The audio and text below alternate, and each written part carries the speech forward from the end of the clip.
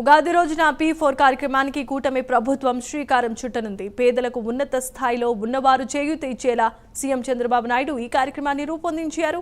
AP సచివాలయం వెనుక ఉన్న ప్రాంతంలో P4 కార్యక్రమాన్ని ఘనంగా నిర్వహించనుంది. అన్ని నియోజకవర్గాల నుంచి సుమారు 11,000 మంది ప్రజలు హాజరు కానున్నారు. P4 ఏర్పాట్లపై సభాస్థలి నుంచి మరింత సమాచారాన్ని మా ప్రతినిధి శ్రీనివాస్ అందిస్తారు.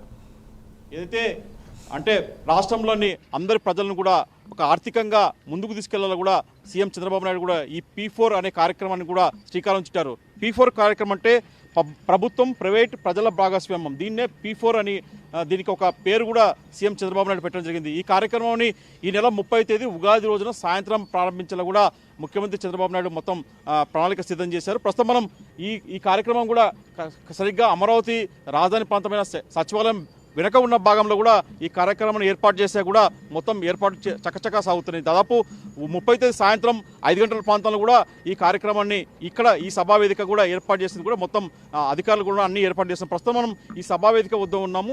ఈ సభావేదికలోనే ఈ P4 కార్యక్రమాన్ని లాంఛనంగా ప్రారంభించేందుకు కూడా అధికారులు అన్ని ఏర్పాటు చేస్తున్నారు. అంటే దాదాపు ఈ P4 కార్యక్రమం ఉద్దేశం ప్రధానంగా ఏమంటే ఒక పేదరికంలో ఉన్న ఒక 20% మందిని ధనికులుగా ఉన్న ఒక అంటే ఉన్నత స్థితిలో అంటే సమాజంలో ఉన్నత స్థితిలో ఉన్న ఒక 10% మంది 20% మందిని కూడా వాళ్ళు ఆర్థికంగా నిలదొక్కలా వాళ్ళకి ఆర్థికంగా అండదండలు ఇచ్చేలా కూడా వాళ్ళకు చేతులిస్తే వాళ్ళు ఆర్థికంగా ఎదుగుతారని చెప్పేసి కూడా ముఖ్యమంత్రి భావించారు. అందుకే ఈ కార్యక్రమాన్ని P4 అనే అంటే P4 అనే కార్యక్రమం దీనికి ఒక పేరు కూడా పెట్టడం జరిగింది. మొత్తం చూసుకున్న మటుకు ఈ P4 అనేది కార్యక్రమం ఏదైతుందో రాష్ట్రంలో దీన్ని ప్రారంభించే ఉగాది రోజున ప్రారంభించే ఈ కార్యక్రమం ఒక గేమ్ చేంజర్గా ఉంటుందని చెప్పేసి కూడా ముఖ్యమంత్రి చంద్రబాబు నాయుడు భావిస్తున్నారు. అయితే ప్రధానంగా చూసుకుంటే ఈ P4లో అంటే ప్రధానంగా రాష్ట్రంలో పేదరికం నిర్మూలనే లక్ష్యంగా కూడా ఈ కార్యక్రమాన్ని కూటమి సర్కార్ ప్రారంభించబోతుంది.